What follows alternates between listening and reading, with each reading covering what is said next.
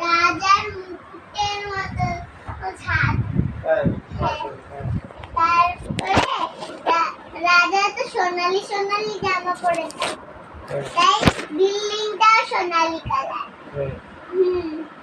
আর building এর এক সাইডে চোখ ড্রয়িং করা, আরেকটা মুখ, আরেকটা হাত ড্রয়িং করেও দিছে, হাত রেখে দিছে।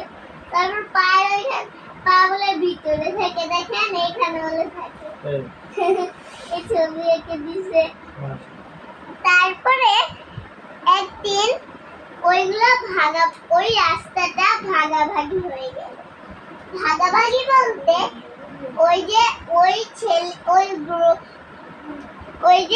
একটা দৌড়ি বড় বড় দৌড়ি লাগাইছে, নিচে নিচে লাগায় যেন গরিব না আসতে পারে, বড় লোকের উঠান, আর বড় লোক যেন গরিবের ওই উঠানে না যাইতে পারে।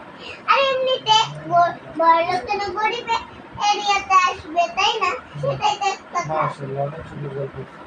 আসতেও পারে যাদের মন বড়। হ্যাঁ, তার মন তো বড়, কিন্তু আসতে অনেক চেষ্টা করতেছিল কথা বলার সাথে, কিন্তু পারতেছিল না।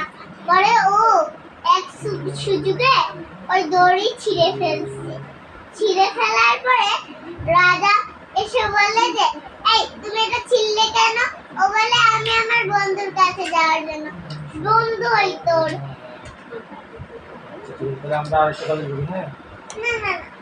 তারপরে ও বললো যে, তোমার মন ভালো, কিন্তু